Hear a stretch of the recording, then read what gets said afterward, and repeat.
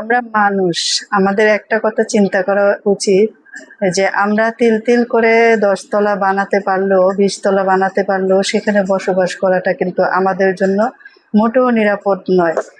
যেখানে তিল তিল করে বানাতে হয়তো বা 1-2 বছরে শেষ করা যায়, 10-20 তলা বিল্ডিং বলেন, 30 তলা বলেন, সেটা শেষ করা যায় যতটা সহজে, ঠিক ততটা সহজে কিন্তু ওখানে বসবাস করাটা আসলে আমাদের জন্য মনে হয় উচিত না। কারণ প্রকৃতি এখন সেটাই আমাদেরকে জানান দিচ্ছে। তো দেখেন, বলতে চাচ্ছি যে মানুষ আসলে সবকিছুই কেমন যেন হয়ে গেছে, কেমন যেন মানুষ যখন কোনো নির্মাণ করে, কোনো কিছু বিল্ডিং বলেন বা সে যেটাই করে সেটার মধ্যে কিভাবে মানে কেমন যেন একটা কোথায় যেন একটা ফাঁক ফোকর রেখেই করে। যেমন একটা বিল্ডিং দেখবেন যে আপনার মিনিমাম, আমি সর্বনিম্নই বলবো যে 10 তলা তো এখন কথার কথায় উঠিয়ে ফেলে যে কেউ। তো সেক্ষেত্রে দেখেন 10 তলা বিল্ডিংটা উঠাইতে কিন্তু অনেক খরচই লাগে বা অনেক টাকা পয়সা ব্যয় হয়।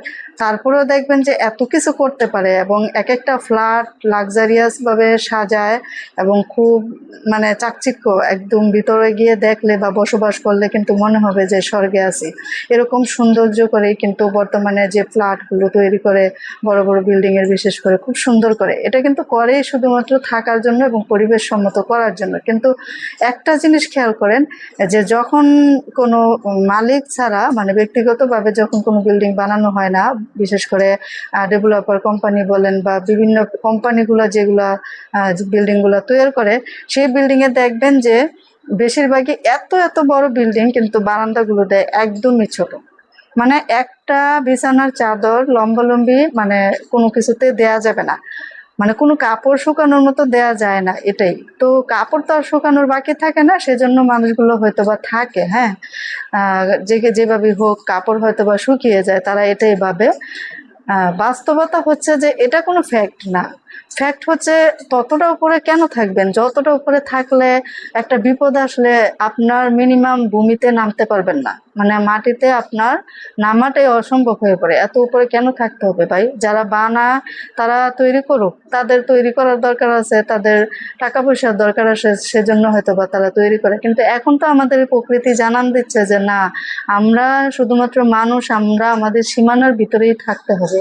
আমরা চাইলেই যেটা খুশি সেটা করতে পারি না, সেটা আল্লাহ পাক আমাদেরকে মাঝে মধ্যে হয়তো বা কোনো বিপদ আপদ দিয়ে স্মরণ করিয়ে দেয়।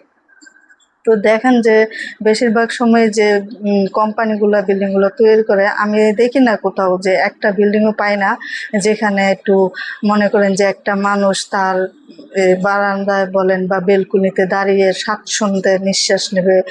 অথবা একটা বিল্ডিং থেকে আরেকটা বিল্ডিং এর একটু মানে দূরত্ব থাকবে মিনিমাম, যে দূরত্বের কারণে চোখের সামনে আরেকটা বিল্ডিং খুব বেশি একটা পড়বে না, অথবা পরিবেশ পড়বে, দুই একটা গাছপালা দেখা যাবে চোখের সামনে, এরকমটা কিন্তু খুবই কম। আর বারান্দাগুলো তো এরকম যে আসলে তারা ভাবেই না যে এই ফ্ল্যাটগুলোতে মানুষ থাকবে। তারা ভাবে যে এখানে মনে হয় যে কবুতরের বাচ্চা থাকবে বা কবুতর থাকবে, পাখি পুকি থাকবে, এটাই হয়তো বা তারা ভাবে এখন মনে হয়।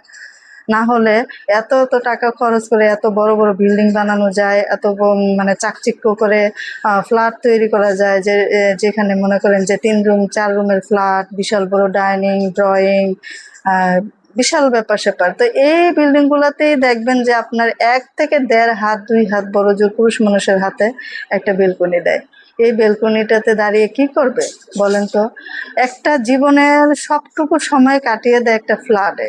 সেই ফ্ল্যাটে যে ফ্যামিলিটা কাটিয়ে দেবে, হয়তো বা কারো কারো জীবন পার করে দেয়, কেউ মানে হয়তো বাসা চেঞ্জ করে বা কেউ কিনে তো একেবারেই থেকে যায়। তো এইখানে যে জীবনটা একেবারে পার করে দিবেন, আপনার এত মূল্যবান জীবনটা, সেই জায়গায় কেন মানুষগুলো ভাবে না যে এইখানে কিন্তু বেলকুনিটাই হওয়ার দরকার একটা রুমের অর্ধেক। হ্যাঁ, মিনিমাম একটা রুমের অর্ধেক একটা বেলকুনি হওয়ার দরকার, যেখানে একটা টেবিল নিয়ে বসা যাবে, 4টা চেয়ার নিয়ে বসা যাবে, যেখানে 2-4টা গাছ লাগানো যাবে, যেখানে 2-একটা পাখি পোষণ করা যাবে, যেখানে চাইলেই মানুষ যে কোনো কিছু করতে পারবে, যেভাবে খুশি সেভাবে বেলকনিটা সাজাবে। অথবা যেখান থেকে তাকালে যতটুকু চোখ যায়, দূর দিগন্তে যতটুকু চোখ যায়, সেখানে যেন মানুষ সবুজের কিছু অংশ দেখতে পায়।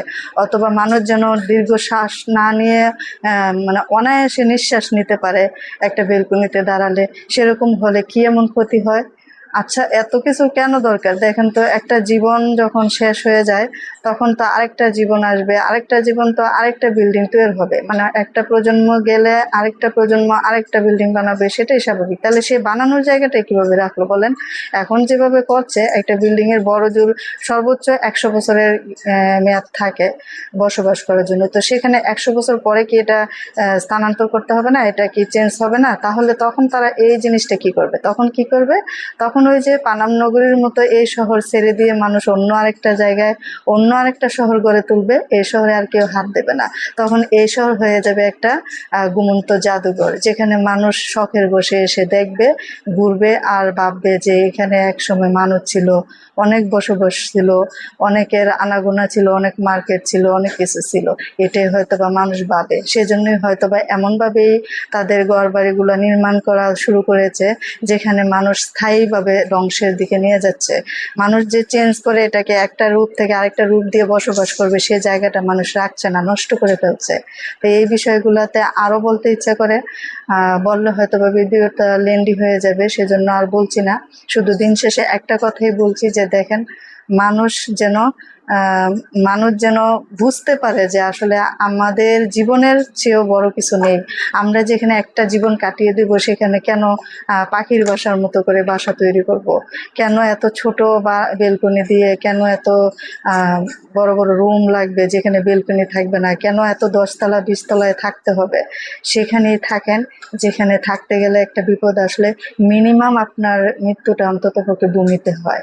আল্লাহ যেন সবাইকে সঠিক জ্ঞান দান করে।